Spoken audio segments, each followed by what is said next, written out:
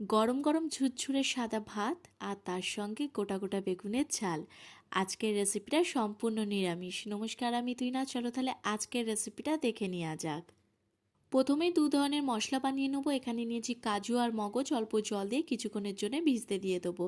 আর একটা মশলার জন্য নেব আমি 3 চামচের মতন পোস্ত, 2 চামচের মতন সাদা তিল, 2 চামচের মতন হলুদ সর্ষে, দুটো কাঁচা লঙ্কা। ঝালটা কিন্তু সম্পূর্ণ নিজের টেস্ট অনুযায়ী। অল্প জল দিয়ে কিছুক্ষণের জন্য ভিজিয়ে রেখে দেবো। এটা যতক্ষণ মশলাগুলো ভিজবে ততক্ষণ আমি এখানে কেটে নেবো বেগুন। বেগুনগুলো কিন্তু সব এক সাইজের নিয়েছি, ভালো করে ধুয়ে জল ঝরিয়ে রেখে দিয়েছিলাম। মাঝখান থেকে কেটে নেবো, থাকবে কিন্তু গোটা গোটাই বেগুন। আর ভেতরটা কিন্তু চেক করে নিতে হবে ভালোভাবে। সব বেগুনগুলো খুব ভালোভাবেই কাটা হয়ে গেছে। তাতে অ্যাড করব 1/2 চামচের মতো নুন, 1/2 চামচের মতন হলুদ গুঁড়ো। খুব ভালো করে ম্যারিনেশন করে কিছুক্ষণের জন্য রেস্টে রেখে দেবো। এবার চলো একটা একটা করে মশলাগুলো বেটে নেওয়া যাক। তো প্রথমেই এখানে পোস্ত, তিল আর সর্ষের সঙ্গে অ্যাড করছি 2 চামচের মতন নারকোল বাটা।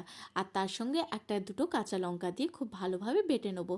এখানে অ্যাড করব কাজু মগজের সঙ্গে 2 চামচের মতন টক দই। খুব ভালোভাবে বেটে রেখে দেবো। এখানে বেগুনগুলো সর্ষে তেলে খুব ভালোভাবে কিন্তু ভেজে নিতে হবে, এই পিঠ থেকে ও পিঠ। অনেক সময় আমরা বুঝে উঠতে পারি না যে নিরামিষের দিন কী বানাবো। পনির তো আছেই অপশানে, বাট এইটাও কিন্তু তোমরা রাখতে পারো। একবার হলেও তোমরা এভাবে ট্রাই করতে পারো বেগুনের এই নতুন রেসিপিটা। গরম ভাত বা রুটি পরোটার সঙ্গেও খেতে কিন্তু বেশ ভালো লাগে। এখানে দেখো বেগুনগুলো ভাজা হয়ে গেছে, তুলে রেখে দেবো।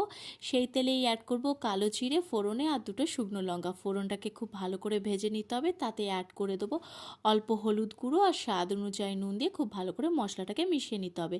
এখানে বেটে রাখা মশলাগুলো 2 থেকে 3 চামচের মতন অ্যাড করতে হবে।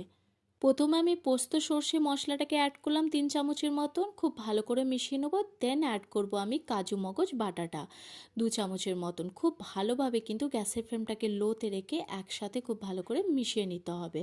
আর যখন দেখবে হালকা তেল বেরিয়ে এসেছে, মশলাটা একদম ড্রাই হয়ে গেছে, তাতে অ্যাড করতে হবে 1 বাটি মতন দুধ, একদম ঠান্ডা দুধ।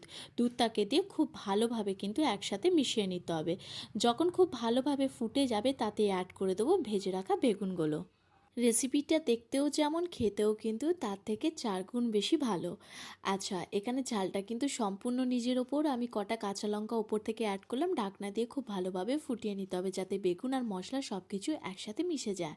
জাস্ট নাবানোর আগে ওপর থেকে অ্যাড করে দেবো সর্ষের তেল। আর এই ছিল বেগুন পাহাড়ের রেসিপি। আজকের রেসিপিটা তোমাদের ভালো লাগলে একটা ছোট্ট মিষ্টি কমেন্ট লিখে যেও। আবার দেখা হবে নতুন একটা রেসিপি নিয়ে নতুন ব্লগের সঙ্গে। আসি তাহলে।